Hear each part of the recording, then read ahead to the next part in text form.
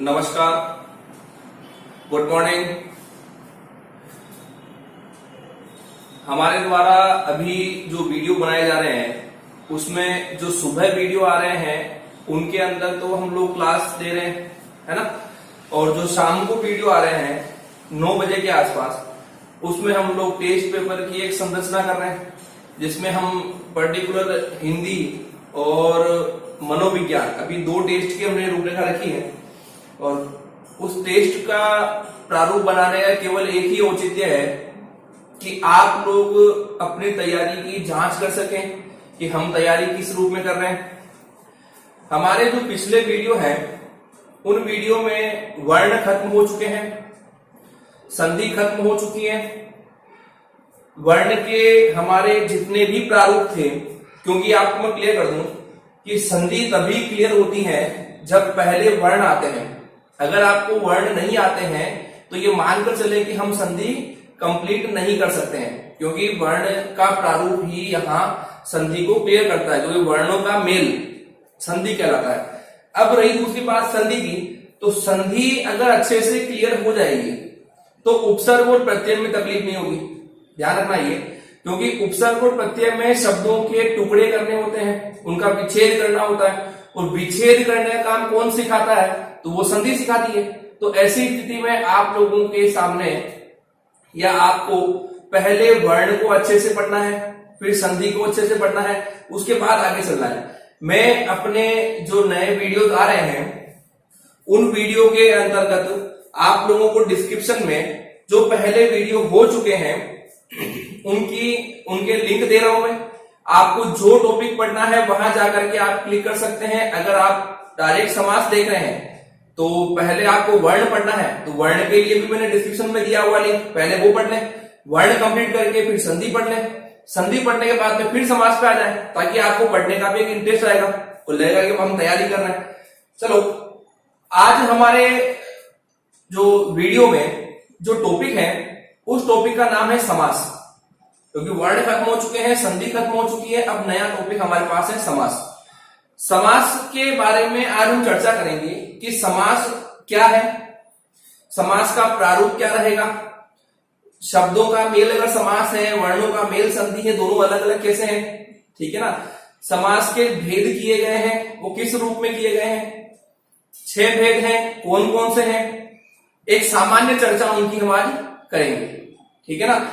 आज हम भेदों का विश्लेषण कर लेंगे, भेदों के रूप में सामान्य जानकारी प्राप्त कर लेंगे, उन सब के बारे में विस्तृत चर्चा हर एक दिन एक समास की चर्चा हम लोग स्टार्ट कर देंगे, ठीक है ना। तो आज हम हमारे नए टॉपिक की चर्चा करते हैं, जिसका नाम क्या है हमारा, जिसका नाम है समास।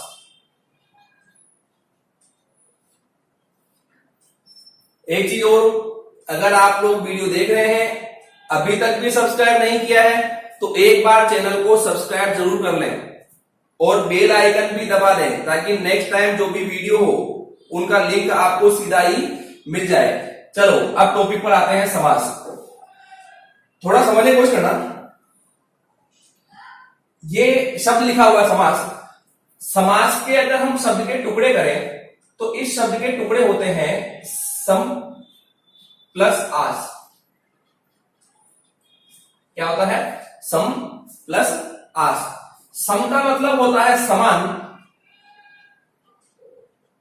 और आस का मतलब होता है बैठाना, समान बैठाना। इसकी अगर पूरी लाइन बिठाए तो यहां शब्दों को समान रूप से पास बैठाया जाता है। यहां समान रूप से बैठाना किसको बैठाना? तो शब्दों को, ठीक है ना। तो शब्दों को पास बैठाया जाता है, समान रूप से बैठाया जाता है, उसे हम समास कहते हैं। यहां पर अगर एक लाइन अगर बताई जाए तो समास जो है ये किसका मेल बताया गया है? ये शब्दों का मेल है। किसका है ये? शब्दों का मेल। वर्णों का मेल था तो संधि थी, शब्दों का मेल आ गया तो क्या हो गया? समास हो गया। समास को हम एक नाम से और जानते हैं, इसे हम समस्त पद या एक नाम और सामासिक पद, ध्यान रखना, सामासिक पद, समस्त पद या समास, तीनों एक ही नाम के नाम से भी जानते हैं। यहां पद जो होता है, पद, ये सब जो लिखा हुआ पद, इस पद का मतलब होता है शब्द। क्या होता है? शब्द। तो आप दिमाग में कंफ्यूज ना रहे कि पद का मतलब क्या होता है। पद के अर्थ अगर व्याकरण की दृष्टि से देखा जाए तो पद का अर्थ होता है शब्द, जबकि अगर मैं काव्य शास्त्र की दृष्टि से बात कहूं तो काव्य शास्त्र में पद को बोलते हैं पंक्ति।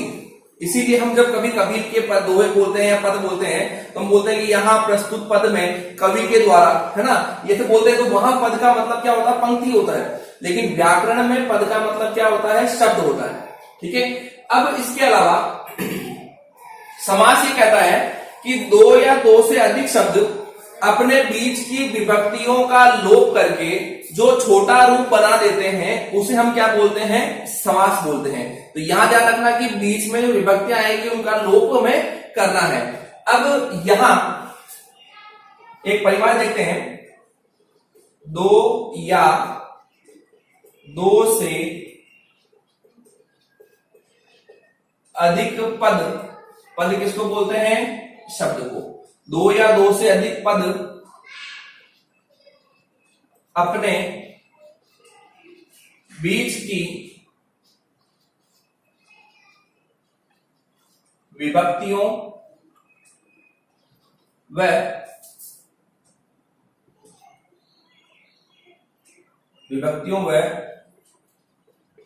शब्दों का लोप कर जो छोटा रूप बनाते हैं, जो छोटा रूप बनाते हैं उसे ही समास या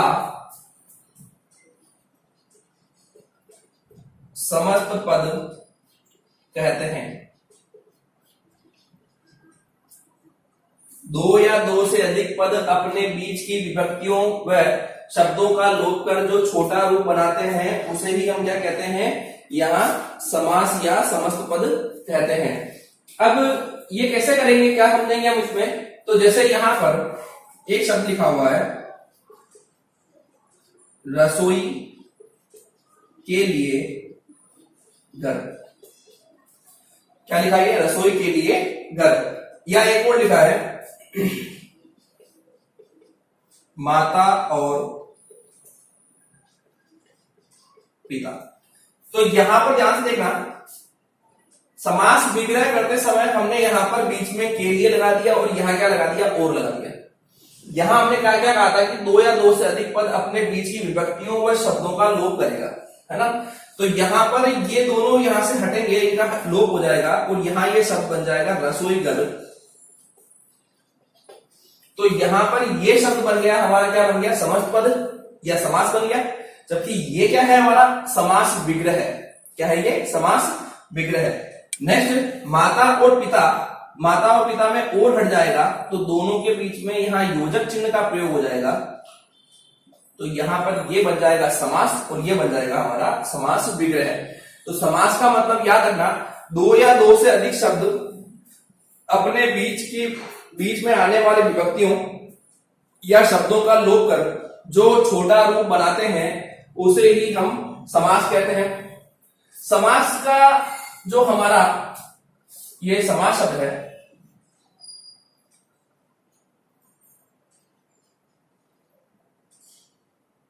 समास का हमारा जो शाब्दिक अर्थ है, ये एग्जाम में पूछा गया है, सब इंस्पेक्टर भर्ती में ही पूछा गया था। तो ध्यान रखना, समास को समस्त पद कहते हैं, सामासिक पद कहते हैं। लेकिन समास का शाब्दिक अर्थ क्या है? तो समास का शाब्दिक अर्थ होता है संक्षिप्तीकरण या छोटा रूप। क्या होगा? संक्षिप्तीकरण या छोटा रूप, ये इसका शाब्दिक अर्थ है। तो आप लोग इतना याद रखें कि समास की संधि क्या होगी? तो सम प्लस आस। दोनों का अर्थ क्या होता है? समान रूप से पास बैठाना। किसको पास बैठाना? शब्दों को पास बैठाना। यहां समास किसका मेल है? शब्दों का मेल है। समास के अन्य नाम क्या है? इसे समस्त पद या सामासिक पद भी कहते हैं। समास का शाब्दिक अर्थ क्या है? इसे संक्षिप्तीकरण या छोटा रूप भी कहते हैं। ठीक है ना। यहाँ इसकी परिभाषा क्या होगी कि दो या दो से अधिक पद या शब्द अपने बीच की विभक्तियों व शब्दों का लोप कर जो छोटा रूप बनाते हैं उसे हम क्या बोलते हैं? समास बोलते हैं। ठीक है, कैसे करेंगे? तो यहाँ दो शब्द लिखे हमने, एक रसोई घर लिखा है और एक हमने क्या लिखा है? माता और पिता। तो रसोई घर में रसोई के लिए घर था, हमने बीच की विभक्ति को हटाया, क्या बना दिया? रसोई घर।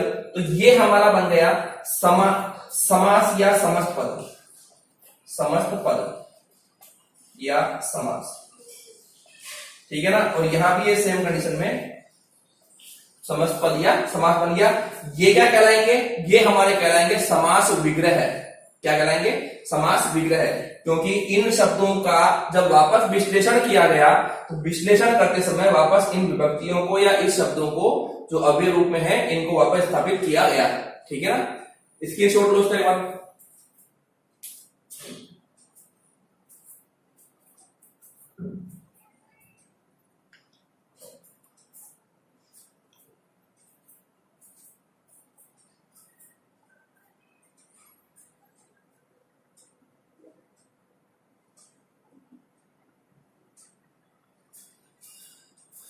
चलो भाई, अब इनके बारे में जानते हैं कि समास के हमारे भेद कितने हैं, किस रूप में है।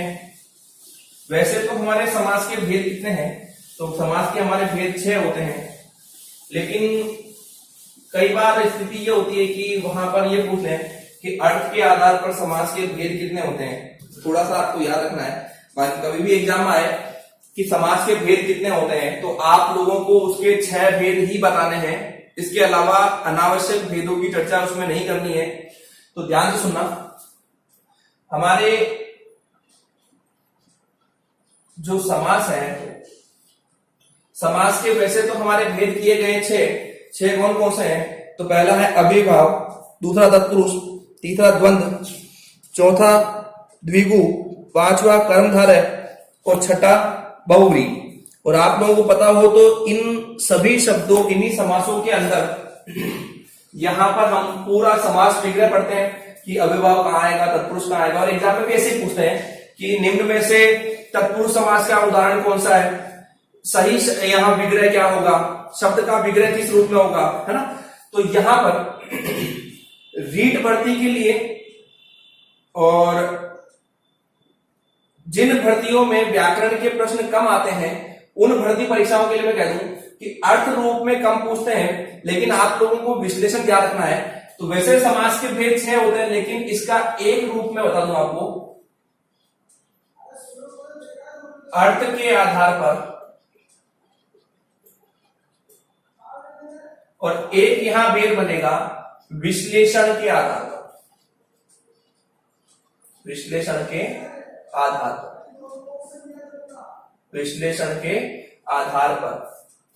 अब यहां पर क्या होगा कि हमारे अगर कभी भी आपको पूछे कि समास के भेद कितने होते हैं तो आपको अर्थ के आधार पर और विश्लेषण के आधार पर अलग अलग नहीं बताने हैं। वापस कह रहा हूं मैं, आपको केवल इतना ही बोलना है कि समास के भेद होते हैं 6, ठीक है ना। लेकिन अगर वो पूछे कि अर्थ के आधार पर समास के भेद कितने होते हैं तो जाकर के आपको बोलना है कि इसके भेद होते हैं 4।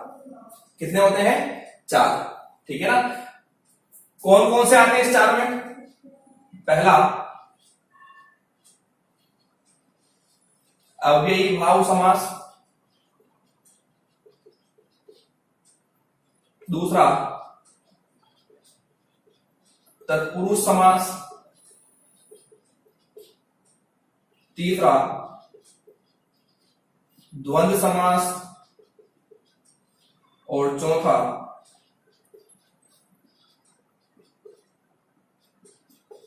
बहुव्रीहि समास। याद रखना कि अगर एग्जाम में पूछे कि अर्थ के आधार पर समास के भेद कितने होते हैं तो हमारे कितने भेद होते हैं? 4 होते हैं। कौन कौन होते हैं? तो अव्ययीभाव, तत्पुरुष, द्वंद्व और बहुव्रीहि। कौन 2 शामिल नहीं हुए तो इनमें जो 2 बच गए वो अलग हो जाएंगे। कौन कौन से हुए? एक तो हमारा द्विगु समास, द्विगु समास, और एक हमारा है कर्मधारय समास। कर्मधारय समास यानी इन दोनों को हमने यहां पर शामिल नहीं किया है, ठीक है ना। अगर हम यहां इनका नाम ये करें तो ये नंबर 1 कर देते हैं, ये नंबर 2 कर देते हैं।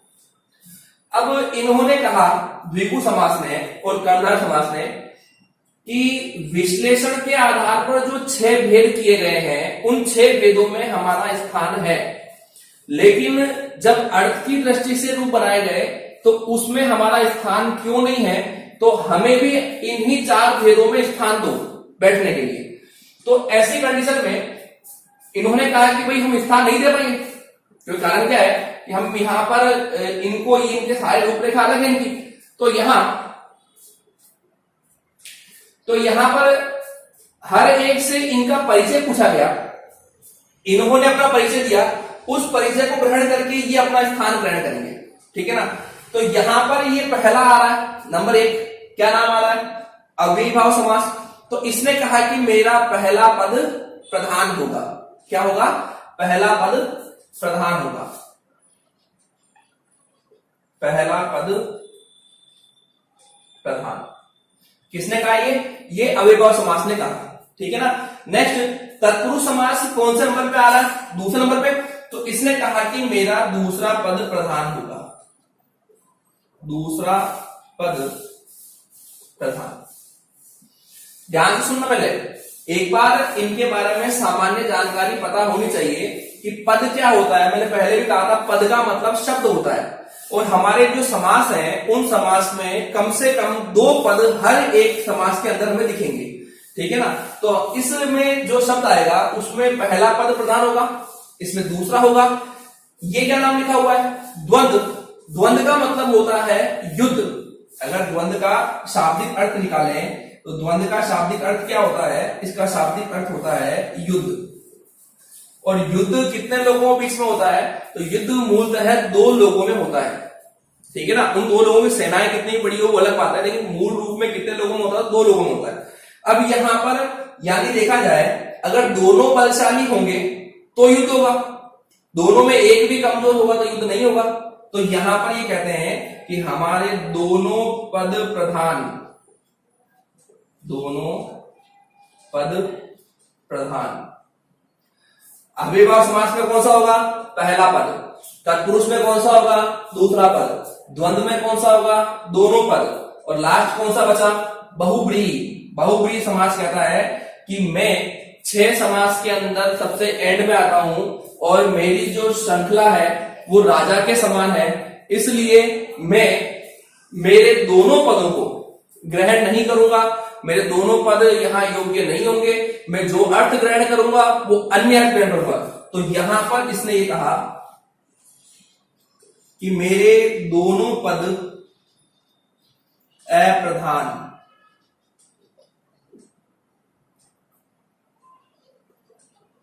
अन्य प्रचलित अर्थ ग्रहण। दोनों पद अप्रधान और अन्य प्रचलित अर्थ ग्रहण। जैसे मैं कहूं नीलकंठ, एक शब्द लिखा हुआ है, अब वहां पर हम कहें कि नीलकंठ में समास क्या होगा, तो वहां पर समास वगैरह करते हैं तो वहां बोलते हैं हम लोग नीला है कंठ जिसके, क्या बोलते हैं, नीला है कंठ जिसके। अब वहां नीला कंठ तो मोर के भी होता है भाई, लेकिन हमने वहां पर जो नीलकंठ लिया है, नीलकंठ, तो नीलकंठ में जो हमने लिया था नीला है कंठ जिसके, तो हमने यहां पर नीला कंठ मोर के नहीं लिया, क्योंकि ना तो यहाँ नीला प्रमुख है ना कंठ प्रमुख है। यहाँ पर नीले कंठ के संदर्भ में आने वाला प्रचलित अर्थ आना चाहिए, तो प्रचलित अर्थ क्या आया यहाँ पर, शिव। क्या आया, शिव। तो यहाँ पर शिव आने का मतलब है कि हम जो यहाँ अर्थ ग्रहण करेंगे वो अर्थ भी प्रचलन के रूप में होना चाहिए, हमारी इच्छा से नहीं होना चाहिए। जैसे एक शब्द वो है गजानन। गजानन का मतलब होता है गज के समान आनन है जिसका, है ना। तो गज के समान आनंद, आनंद का मतलब होता है मुख। तो गज के समान आनंद किसके होता है, हाथी के होता है भाई। गज का मतलब क्या, हाथी। हाथी के समान मुख तो हाथी के होगा, लेकिन गजानन कहते हैं किसको, हम गणेश को कहते हैं, गणेश जी को कहते हैं, है ना। तो यहां पर क्या है कि हमें इस बहुव्रीहि समास में यह देखना है कि यहां जो अर्थ आएगा वो कौन सा आना चाहिए, प्रचलित अर्थ आना चाहिए, है ना, अपने मन से नहीं आना चाहिए। यानी गजानन प्राचीन काल में भी और वर्तमान में भी और भविष्य में, गजानन वहां पर गणेश को ही कहा जाएगा, नीलकंठ शिव को ही कहा जाएगा, ठीक है ना। तो ये ऐसी चीजें आपको याद रखनी है। तो पहला पद प्रधान कहां होगा, अव्ययभाव में। दूसरा पद कहां होगा, तत्पुरुष में। दोनों पद कहां होंगे, द्वंद्व में। और दोनों पद अप्रधान हो और अन्य अर्थ ग्रहण किया जाए प्रचलन के रूप में, तो कहां पे आएगा, बहुव्रीहि में। ये तो एक सामान्य चर्चा इन लोगों ने की। अब इनसे पूछा गया कि आप अपना परिचय दो और अपना स्थान ग्रहण कर लो, ठीक है ना। तो द्विगु समास ने कहा कि मेरे प्रारंभ में ये लिखा हुआ है द्वि, क्या लिखा हुआ है, द्वि, और द्वि का मतलब होता है दो, एक संख्या है ना। तो ये कहते हैं द्विगु समास कि मेरा पहला पद संख्यावाची होगा, पहला पद संख्यावाची होगा, और जो दूसरा पद होगा, दूसरा पद वो समूह का बोध कराएगा। क्या कराएगा, पहला पद तो संख्यावाची होगा और दूसरा पद क्या कराएगा, समूह का बोध कराएगा। लेकिन अब बात करते हैं हम कर्मधारय की। तो कोई कर्मधारय का मतलब क्या होता है कि यहां कर्मधारय का मतलब होता है कर्म को धारण करना, और कर्म को धारण करने वाला जो रूप होगा वो अपने अलग रूप में आएगा। तो यहां कर्मधारय की बात करें तो ये कहते हैं कि हमारा जो पहला पद होगा, पहला पद वो विशेषण होगा, और जो दूसरा पद होगा वो विशेष्य होगा। विशेष्य हम कहते हैं संज्ञा। ध्यान रखना है, ये किसकी बात आ गई है, ये कर्मधारय समास की बात आ गई, ठीक है ना। तो यहां आप लोगों को मुख्यतः याद रखना है, ये एक तरीका है कि जिसमें हम छोटा छोटा याद रख लें। अभी सब इंस्पेक्टर की भर्ती परीक्षा हुई थी, तो उसमें ये पूछा गया था कि निम्न में से किस समास के अंतर्गत पहला पद विशेषण और दूसरा पद विशेष्य होता है। तो ये कहां होता है, ये हमारे कर्मधारय समास के अंतर्गत होता है। अब आपको इतना याद रखना है कि पहला पद प्रधान होगा कहां, अव्ययभाव में।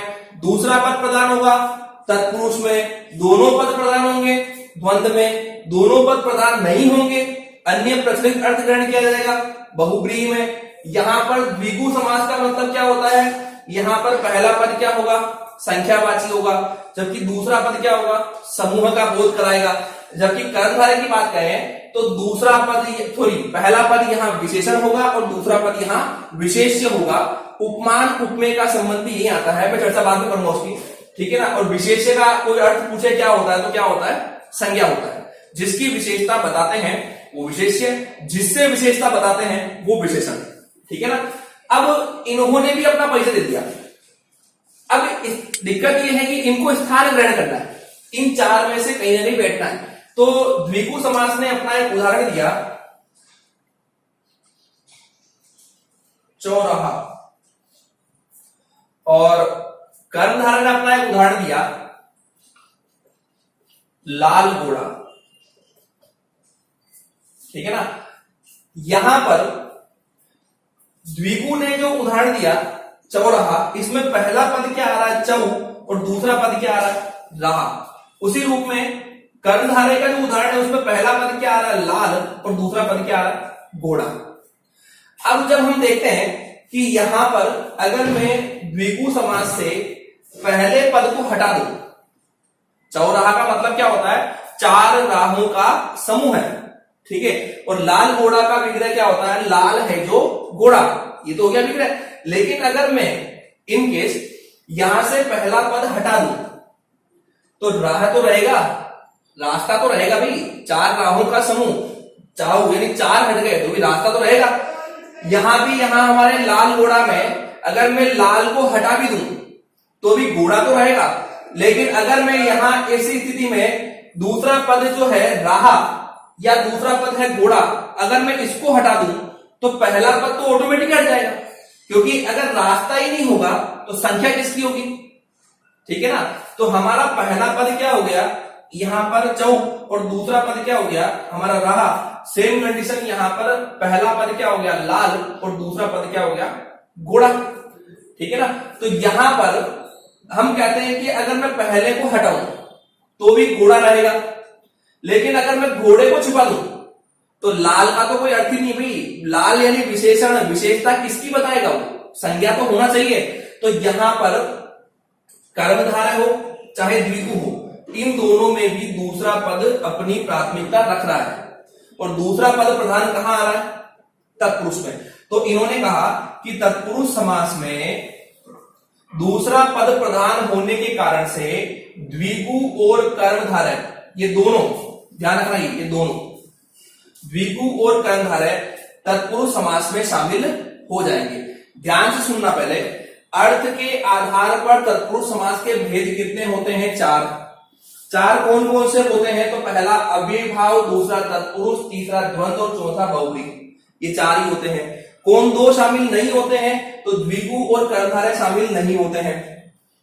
पहला पद प्रधान कहां होगा, अव्ययीभाव में, दूसरा पद कहां होगा, तत्पुरुष में, दोनों पद प्रधान कहां होंगे, द्वंद्व में। यहां पर दोनों पद अप्रधान हो और अन्य प्रचलित अर्थ ग्रहण किया जाए, ये कहां पर होगा, बहुव्रीहि में। इसके अलावा यहां पर द्विगु समास में कौन सा पद प्रधान होगा, तो यहां पर द्विगु समास में पहला पद संख्यावाची होगा और दूसरा पद समूह का बोध कराएगा।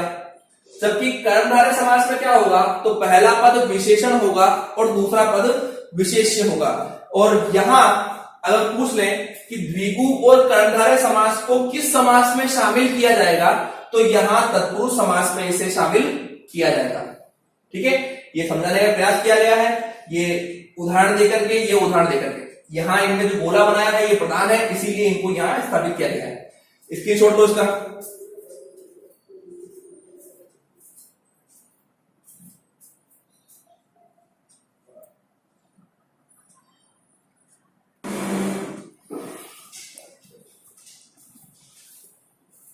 अब हम बात करते हैं कि विश्लेषण के आधार पर हमारे कौन कौन से रूप होंगे, हम चर्चा कैसे करेंगे।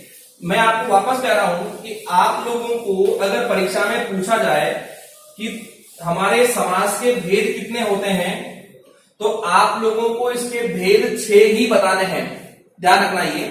और 6 भेद कौन कौन से होंगे, तो हमारे यहां पर विश्लेषण के आधार पर मैं आपको बता दूं 6 भेद कौन कौन से हैं। पहला भेद आएगा हमारा अव्ययीभाव समास, दूसरा होगा तत्पुरुष समास,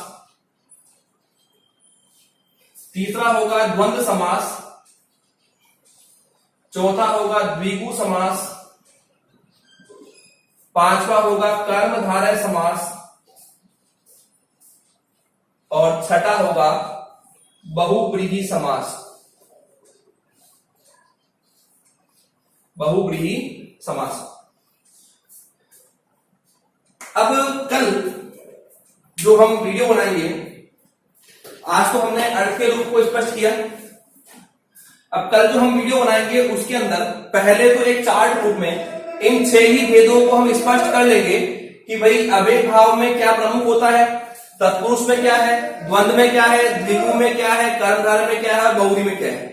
ये समझने का प्रयास हम कहां करेंगे, हम कल एक बार चार्ट बना करके पूरे 6 ही समास को एक बार समझने का प्रयास कर लेंगे भी कहां कहां किस किस रूप में याद रखना है। और ये चार्ट जो कल बनेगा वो हमारा एक शॉर्ट ट्रिक होगा, उसमें कभी भी समास को देखना है तो वो शॉर्ट ट्रिक देख करके हम समास को समझ सकते हैं। उसके बाद हम लोग एक एक समास को पढ़ना शुरू कर देंगे कि पहले अव्ययीभाव में क्या होता है, इसकी पहचान क्या होते हैं, इसके लक्षण क्या होते हैं, इसका विग्रह कैसे होगा, फिर यहां आएंगे, फिर यहां आएंगे, फिर यहां आएंगे, फिर लास्ट पहुंच जाएंगे, ठीक है ना।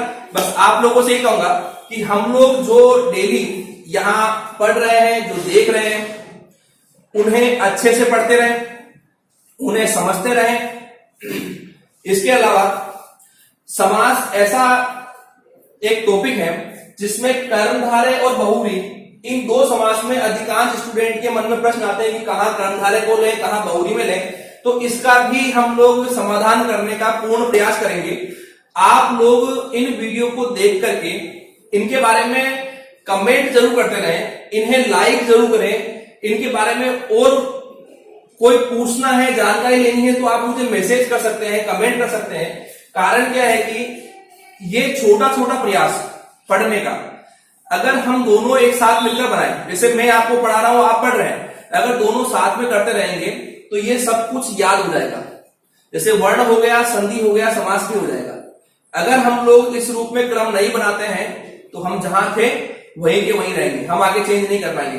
तो आप लोगों से मैं यही कहूंगा कि अगर आप वीडियो देख रहे हैं, आपने अभी तक भी सब्सक्राइब नहीं किया है तो चैनल को पहले सब्सक्राइब कर लें। अपने जितने मिलने वाले हैं उन लोगों को भी कहें चैनल को सब्सक्राइब करने के लिए, ताकि उन लोगों तक भी ये जानकारी पहुंच सके।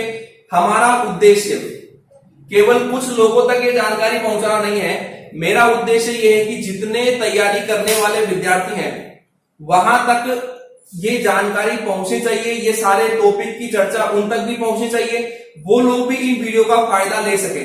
तो इसलिए मैं आप लोगों से रोज कह रहा हूं कि आप रोज जो वीडियो आपके सामने आ रहे हैं आप उनके लिंक आगे शेयर करते रहें, लोगों को भेजें, अपने फेसबुक या अपने स्टेटस, व्हाट्सएप स्टेटस, जिसके माध्यम से आप कर सकते हैं वहां से करें, जिससे लोगों तक ये जानकारी मिल सके और वो लोग भी वीडियो देख सकें। ओके, आपको वीडियो कैसा लगा ये मुझे कमेंट के बाद बताएं।